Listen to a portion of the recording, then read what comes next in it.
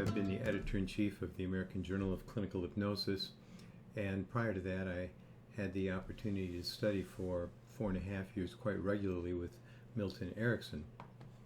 During the conference that's coming this April, I'll be providing two sessions. One is a plenary session in which I intend to discuss relatively novel ideas about altered states of consciousness, creativity, intuition, and induction.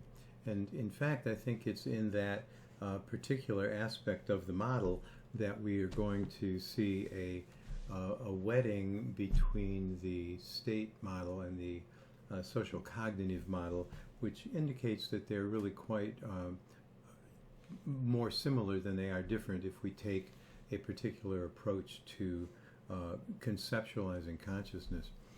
The final thing I'm going to do is an advanced workshop on a technique of conscious-unconscious dissociation, which Dr. Erickson used throughout his career, and which certainly makes the aspect of creativity in both the therapist and the subject or patient quite apparent.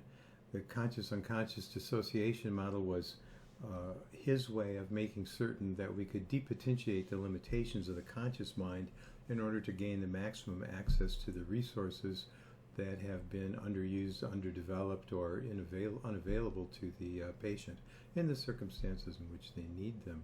So those are the two presentations I'm providing, and I hope that you'll attend those conference workshops as well as the many other fine ones that will be available.